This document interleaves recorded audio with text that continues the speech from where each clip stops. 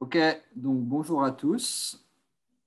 On est Bonjour. ensemble là pour traiter sur un nouveau format de webinar, format court sur le thème des idées reçues. Les idées reçues, elles sont nombreuses dans l'entrepreneuriat, elles sont nombreuses dans la franchise, a fortiori. Et la première d'entre elles concerne le fait qu'il faudrait être spécialiste du secteur d'activité pour entreprendre et donc pour entreprendre sous enseigne. On va essayer de voir ensemble si c'est vrai ou faux et à l'appui, on va pouvoir discuter avec un franchisé Fresh Burritos qui est avec nous, Tanguy, qui est franchisé Fresh Burritos à Montpellier. Bonjour Tanguy. Bonjour Sylvain, bonjour à tous. On se laisse une minute et puis après, on démarre.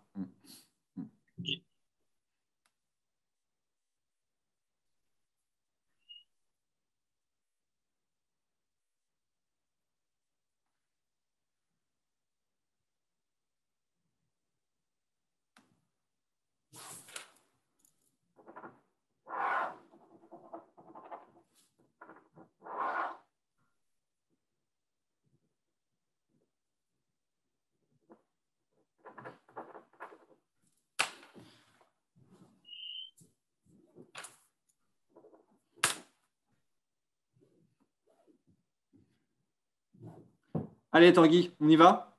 Allez, c'est parti. Bon, allez, bah, c'est parti alors. Euh, alors, la thématique du jour, donc, c'est il faut être spécialiste du secteur d'activité pour réussir sous enseigne. C'est une idée reçue qui est largement répandue.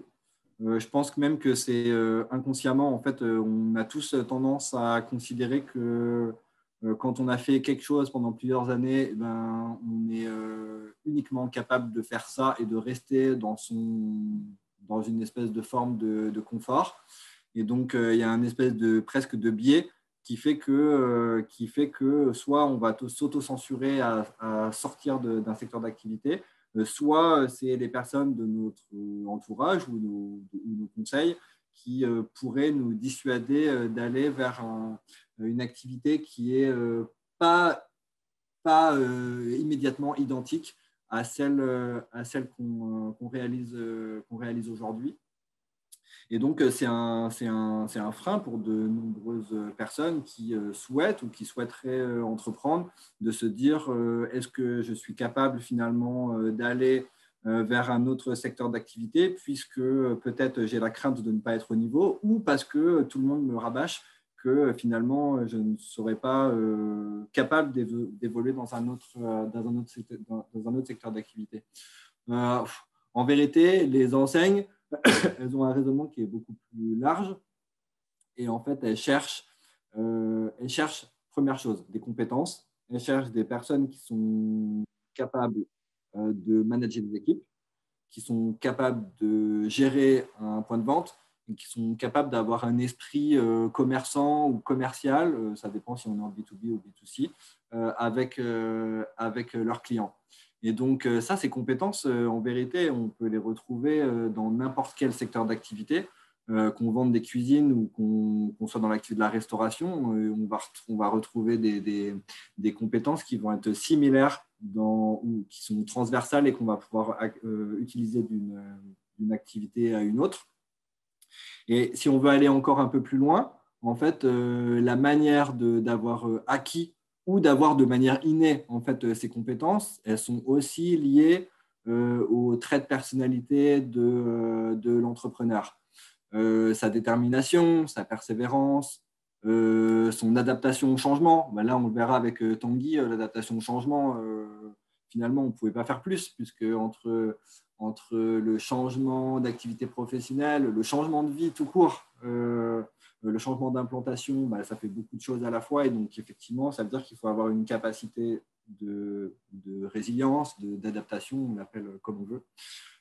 Et puis, ce qu'on appelle la compatibilité ou l'affinité avec le secteur d'activité, bon, vaut mieux quand même être à l'aise et aimer plutôt ce qu'on fait et ce qu'on vend. Sinon, il y a des chances pour que ça ne marche pas. In fine, ça veut dire que la connaissance du secteur d'activité ou avoir évolué dans le secteur d'activité, c'est un plus, c'est pas un prérequis. C'est-à-dire qu'on peut tout à fait considérer qu'un directeur de restaurant, effectivement, il a plus de chances de pouvoir réussir sa bascule en tant que franchisé, mais pas forcément. La seule chose qui leur rend en plus, c'est une expérience, les process, mais peut-être qu'il a une vie en tant que salarié qui ne sera pas forcément la même que les responsabilités qu'il aura en franchisé, que ça ne correspondrait pas à sa personnalité. Et donc, finalement, ça nous laisse juste à penser que voilà, les entrepreneurs qui ont ces compétences et ces traits de personnalité, ils peuvent aller sur bien des secteurs d'activité. D'ailleurs, on retrouve souvent des situations avec des personnes qui sont plurifranchisées, par exemple, et qui finalement arrivent à développer des affaires dans différents secteurs d'activité. Ça prouve que finalement, on n'est pas lié uniquement à un secteur d'activité, que les enseignes cherchent ça. Les enseignes cherchent des gens qui sont capables finalement de répliquer le concept, d'appliquer le concept avec les règles qui ont été définies à l'intérieur de l'enseigne, parce que c'est ce qui caractérise finalement les facteurs clés de succès. Aujourd'hui, on a donc Tanguy avec nous, Tanguy qui est franchisé Fresh Burritos à Montpellier. Et en fait, c'était intéressant de pouvoir discuter avec Tanguy, puisque finalement, c'est l'exemple même d'une situation de reconversion avec tous les challenges que ça implique et puis toutes les difficultés, les joies, les craintes. Et donc, c'était intéressant de pouvoir avoir en quelques minutes son témoignage sur son expérience, sur comment il a vécu, sur quels conseils il donnerait. Tanguy, merci d'être avec nous là sur ces quelques minutes pour un peu témoigner de ton expérience. Moi, je trouvais que tu étais presque un exemple parfait pour pouvoir témoigner de ce thème-là. On a échangé pendant de nombreuses semaines, voire mois, à l'occasion de ce projet. Et donc, on a pu voir un peu tous les rebondissements et évidemment la réalisation et la concrétisation de ce projet. La première question, Tanguy, c'est est-ce que tu peux nous expliquer en quelques minutes quel était ton parcours ou votre parcours à tous les deux avant cette reconversion et qu'est-ce que vous faisiez comme métier? Déjà, merci de m'avoir invité. Bonjour à tous et à toutes. Et donc, du coup, oui, quel a été le parcours donc, du coup, que j'ai eu et puis que ma femme aussi a eu. Donc, du coup, c'était un projet à deux qu'on a réalisé. Donc, effectivement, on n'était pas du tout dans le secteur de la restauration. Moi, j'étais en GMS, donc grande et moyenne surface, en tant que chef de secteur. Donc, c'était le secteur alimentaire et je travaillais pour une grande marque nationale. Et donc, mes clients, c'était les grandes surfaces. Et ma femme, elle était dans la recherche clinique. Donc, du coup, un univers complètement différent et opposé. Et donc, du coup, c'est vrai que, voilà, après, c'est vrai que cette reconversion, elle a été complètement à 360, hein, comme tu l'as bien dit, parce que, du coup, déjà, à la fois par rapport au métier, et au-delà de ça, aussi d'un point de vue géographique, vu qu'on a quand même changé complètement de ville, changé d'univers. Et donc, du coup, ça a été un gros projet. Et dans vos métiers précédents, est-ce qu'il y avait déjà des compétences ou des traits de personnalité, des choses qui déjà te prédestinaient quelque part à être à la tête d'un commerce, que ce soit un restaurant ou autre chose. Mais est-ce que déjà tu sentais cette fibre ou en fait, ou à partir de quel moment tu l'as senti c'est intéressant de comprendre en fait c'est quoi le déclic. Ouais. Qu'est-ce qui fait qu'à un moment donné on dit on se lance? Ou qu'est-ce qui a fait qu'avant, on ne se lançait pas? Ouais. Alors, bon, qu'est-ce qui a fait qu'avant, on ne se lançait pas? C'est que, bon, je pense qu'il fallait aussi peut-être une expérience tout simplement avant d'un métier proprement dit, parce que du coup, j'avais terminé mes études. Après, ça faisait 5 ans après que je travaillais, donc au moins déjà avoir une certaine expérience. Et puis, après, ce qui a été véritablement le déclic, ça a été donc déjà d'un point de vue personnel à tous les deux, on avait une volonté de changement aussi bien ma femme dans son métier que moi dans mon métier. Et donc, du coup, et il y avait aussi cette volonté d'entreprendre qui était, euh, qui était naissant en nous, mais qui finalement n'émergeait pas avant. Et donc, du coup, ça a été une belle opportunité de se dire, bah, écoute, allez, on part à deux, bah, à trois, parce qu'on avait un fiston, et on part dans un nouveau projet. Et puis, on avait vraiment un goût aussi du challenge. Hein. Il faut quand même se dire que des nouveaux challenges, on recherchait de nouveaux challenges, une nouvelle aventure. Et puis, ça, c'était déjà d'un point de vue personnel. Et après, donc, on s'est orienté plus dans ce secteur-là. Moi, de mon expérience passée, quand même, j'étais donc dans l'alimentaire, même si c'était la GMS. Et il y avait quand même cette volonté aussi de se dire, bah, pourquoi pas partir sur un marché, même si c'est complètement différent, mais un marché auquel on se sentait à l'aise déjà tous les deux, et se dire aussi qu'il y avait aussi, on sentait une certaine croissance et une certaine de belles opportunités à venir. Mais moi, c'est ce que j'avais ressenti quand on avait commencé à discuter ensemble, c'est-à-dire que finalement, ce qu'on évoquait tout à l'heure, c'est on retrouvait certaines compétences qui sont appréciées par l'ensemble des franchiseurs, pas que Fresh Burritos d'ailleurs. Toutes les cases n'étaient pas forcément Oui. cochées, mais on pouvait retrouver l'idée que dans ta précédente carrière, tu avais touché un petit peu à la gestion, même si ce n'est pas le compte de résultat d'une entreprise. Le sens commerçant ou commercial, tu l'avais. Il y avait ces traits de personnalité qui étaient forts, tous les deux, sur la volonté de changement, sur le fait de ne pas avoir peur de ce changement et cette grosse détermination. Voilà, toutes les cases n'étaient pas cochées, mais on retrouvait quand même des briques essentielles qui permettent d'être confiant sur la réussite d'un entrepreneur. Ensuite, donc du coup, il y a les contacts qui se font avec les franchiseurs et notamment avec Fresh Burritos.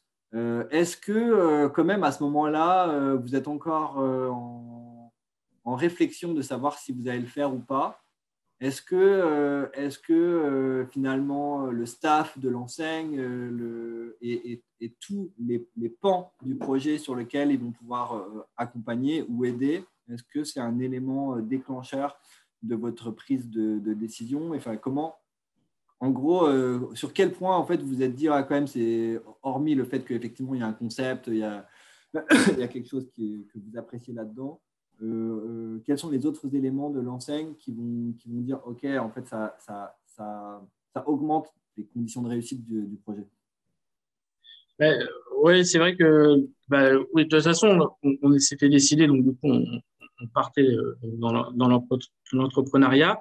Et c'est vrai qu'après, choisir l'enseigne, bah déjà, on y a goûté avant d'y adhérer. Donc ça, c'était déjà quand même un premier point. Et c'est vrai que le déclic, ça a été quand même au-delà, comme tu dis, du concept, parce que c'est vrai que ça, on était complètement en phase. On se dit, bah, ça, c'est vraiment porteur. Et puis, c'est aussi une enseigne quand même qui est jeune, bah, qui, voilà, quand même a fait ses 10 ans, donc qui a quand même, même si elle est jeune, elle a quand même une certaine expérience aussi. Et c'est vrai que du coup, il y avait ce côté-là et l'aspect aussi, le feeling qu'on a eu, l'affinité au-delà de l'affinité produit, l'affinité aussi qu'on a eu vis-à-vis du franchiseur, qui, qui, qui a été aussi un point important parce qu'on avait énormément de questions pour savoir beaucoup de choses en fait. Et c'est vrai que il a su y répondre. Ça a été aussi une relation de confiance qui a dû s'établir. Et c'est vrai que et aussi le côté jeune de l'enseigne aussi, le côté coloré, l'aspect produit on sentait aussi qui était qualitatif. C'était vraiment des points importants. Et pour le choix de l'enseigne. Ton projet, la manière dont le temps pour lequel il s'est construit, c'est un projet qui a duré plusieurs mois avec de multiples rebondissements. Oui, La oui. plus grande difficulté que tu as eu à monter le projet, c'était quoi? Même si j'ai déjà Alors, un petit avis sur la réponse. ben, ça a été quand même. Alors déjà, oui, il a mis longtemps parce que du coup, on avait quand même commencé déjà les premières démarches en 2017. On a ouvert qu'en 2019. Donc c'est vrai qu'en ouvrant qu'en 2019, ça a été quand même un point long quand même. Mais ce qui a été le plus long, ça a été l'emplacement. L'emplacement. Parce on va se le cacher. Donc bon, il y a eu déjà trouvé l'emplacement parce que bon, il y avait des opportunités qui s'étaient ouvertes à nous. Finalement, des fois, ça s'est pas conclu. D'autres, bah, on ne souhaitait pas parce qu'il y avait des critères aussi qui étaient importants d'emplacement aussi vis-à-vis de la franchise pour aussi avoir toutes les conditions de réussite de notre projet. Donc ça aussi, c'était bien qu'on soit suivi parce que le suivi aussi parce que c'est ça aussi tout l'intérêt aussi quand même de l'enseigne. bah voilà, d'être dans une enseigne. C'est aussi cet aspect-là aussi parce que d'être qu'on peut conseillé, d'être considérer aiguillé, d'être formé et d'avoir ce regard de conseil qui est hyper important étant donné que nous, comme on n'était pas du tout de ce secteur-là. Ah oui. Et donc, c'est vrai que c'est là aussi tout l'intérêt d'un réseau de franchise et que Fresh Burritos a apporté à la fois dans les conseils, à la fois dans les contacts aussi. Hein, et donc, du coup, voilà. En tout cas, ce qui a été le plus long, ça a été quand même l'emplacement. Et c'est vrai que on s'impatientait un petit peu, mais finalement, avec du recul, on regrette pas d'avoir attendu, parce que du coup, c'était les conseils qu'on nous donnait. C'est pas grave si cette opportunité est passée, il y en aura d'autres. Et bah, soit on s'y prendra mieux, soit parce que aussi il fallait aussi que ça rentre aussi dans notre budget, hein, parce que Ah oui. et c'est ça aussi tout de trouver un emplacement qui puisse rentrer dans les clous, qui puisse avoir du flux, qui puisse aussi être générateur de volume. Et donc, c'est des conditions qu'il ne faut absolument pas négliger. Et l'enseigne nous l'avait bien dit. Et c'est vrai que c'est un point hyper important. Non, mais on peut considérer que en fait, c'est dans cette phase avant ouverture de recherche d'emplacement et de construction du projet, une fois qu'on a identifié l'emplacement, où l'aide ou l'accompagnement de l'enseigne, elle est la plus forte. Parce que en fait, les expériences que vous aviez avant, bon, elles vous prédestinent pas non plus à être ni architecte, ni maître d'œuvre.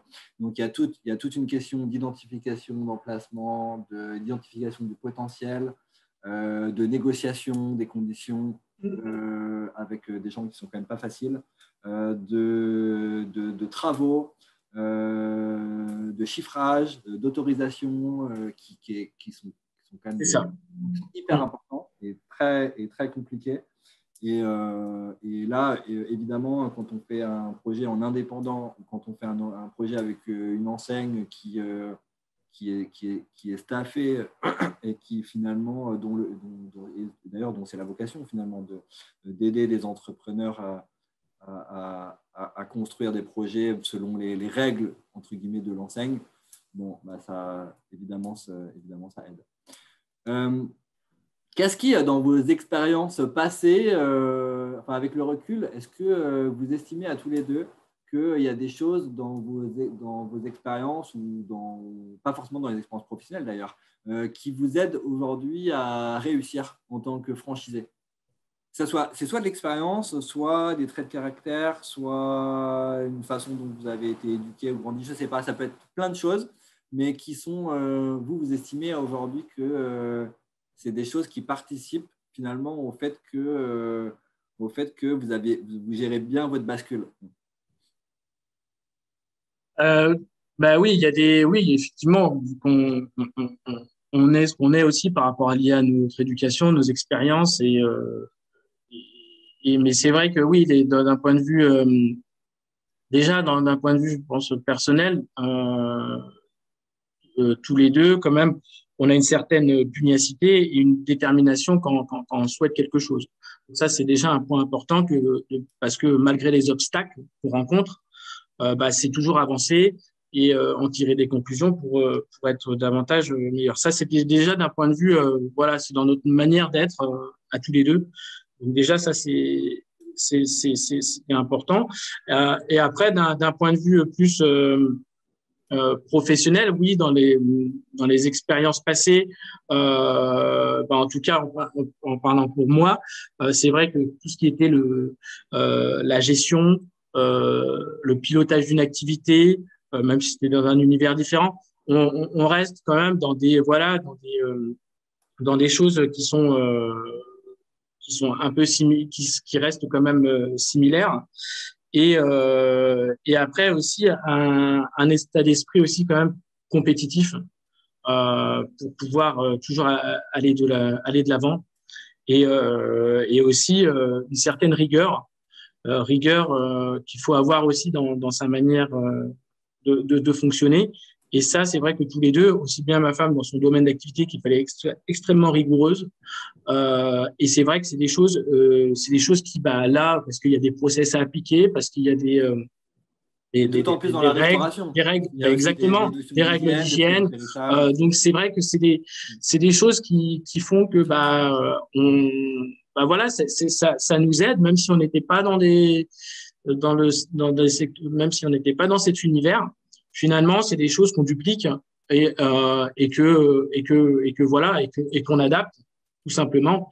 Et euh, et après, c'est vrai que et aussi il y a le côté pour ma part en tout cas le commercial parce que voilà à apprécier le contact client, la relation client, on a la chance quand même voilà d'être en contact direct avec nos clients et voilà de les voir régulièrement, de générer de la fidélité, voilà une certaine relation et aussi moi dans mon ancien métier qui était aussi très importante. Et il y a également cette notion de management aussi, qui est extrêmement importante, sur lesquelles on ne doit pas négliger et sur lesquelles aussi il faut aussi bien savoir le gérer. Donc, au début, ça n'a pas forcément été facile, mais avec le temps, on s'améliore et avec des choses, voilà, c'est des choses auxquelles, au fil du temps, il faut toujours se remettre en question et aussi avancer. Et on a la chance aussi quand même, avec avec la franchise aussi, hein, c'est d'être aiguillé, d'avoir des conseils aussi à ce niveau-là, parce que soit ça peut être des problématiques ou alors qui eux peuvent rencontrer aussi, et qui eux ils peuvent nous aiguiller aussi et donc du coup voilà. Et puis c'est vrai que c'est des points importants et c'est là aussi le côté rassurant hein, quand on n'est pas dans l'univers complètement aussi de passer par la franchise parce que c'est vrai qu'il y a un cadre, il y a une structure qui est déjà mise en place, qui a déjà, et ce qui est tout l'intérêt, c'est que ça a déjà fait ses preuves, en fait. Et donc, du coup, on sait que c'est quelque chose qui marche. Après, c'est sûr, ça peut pas être exactement pareil parce que chaque restaurant est différent, Exactement. mais c'est quelque chose que, voilà, il y a déjà un cadre, une structure qui font que, voilà, après, on adapte, mais c'est déjà beaucoup plus, ça fait gagner du temps, déjà, et puis et le temps est précieux. La Ouais. dernière question qui servira aux nombreux entrepreneurs qui sont dans la même configuration ou similaire, une configuration similaire à la tienne, ça serait évidemment quel serait le ou les conseils pour quelqu'un qui souhaite se reconvertir. Et en fait, les conseils, c'est plutôt quelles questions il doit se poser pour se dire, c'est le moment ou pas. En fait, voilà, est-ce qu'il y a deux, trois questionnements clés qui permettraient à ces entrepreneurs finalement de franchir le pas ou au contraire de se dire c'est peut-être pas le moment, il faut peut-être encore temporiser.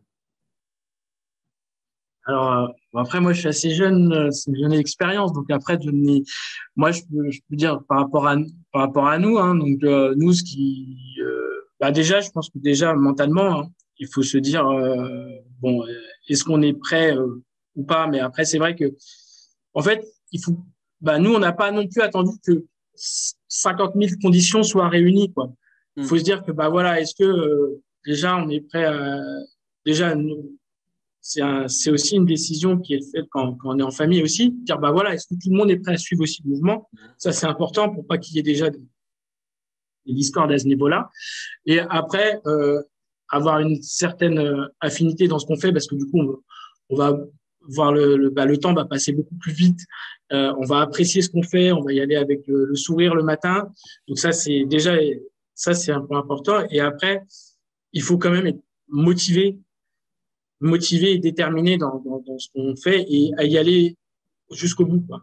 Y aller jusqu'au bout, parce que des obstacles, faut pas se dire que des obstacles, c'est certain qu'on va en rencontrer. On en rencontrera des petits, des grands.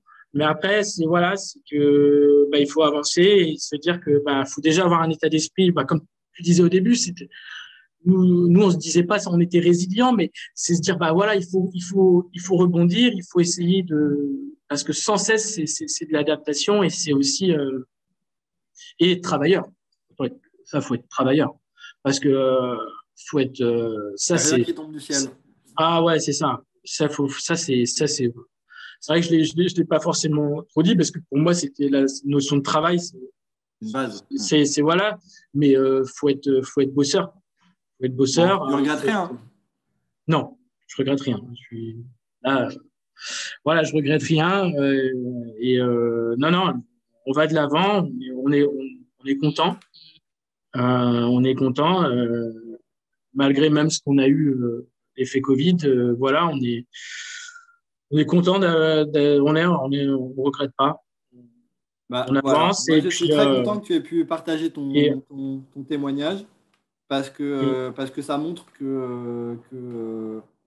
un projet entrepreneurial, c'est très compliqué, c'est très dur. Malgré tout, même si c'est dur, même si c'est compliqué, en fait, quand on a des gens ouais, qui ont une personnalité, qui ont un parcours qui les prédestine à prendre ce type de responsabilité, et comme tu le disais, un entourage qui va dans le même sens. En fait, on a de nombreux exemples de réussite dans des secteurs d'activité qui ne sont pas immédiatement ceux qu'ils avaient auparavant. Donc, il faut pas, évidemment, il faut bien maturer son choix, et il faut bien mesurer si on est prêt ou pas. Mais en même temps, rien n'est impossible. Et donc, c'est vraiment un message. Et je pense que, hormis ton cas, il y a d'autres exemples dans cette enseigne, mais dans d'autres aussi, dans lesquels on voit de très beaux exemples de réussite, de reconversion. Et donc, je pense que c'est important de les mettre en avant parce que ça fera naître des vocations. ouais. Et puis ouais, ouais, c'est clair. Je suis en phase avec toi c'est vraiment bien de se lancer dans ce type d'aventure. Hein, et puis voilà, après, c'est vrai que c'est une aventure. Voilà, c'est une nouvelle aventure. Tanguy, je te dis à bientôt. Et puis, Merci, à je te bientôt, remercie Sylvain. pour ton témoignage et on se retrouve pour une prochaine édition d'un nouveau webinar en format court sur les idées reçues dans la franchise. À bientôt Tanguy, à bientôt tout le monde et merci à tous. Merci, au revoir.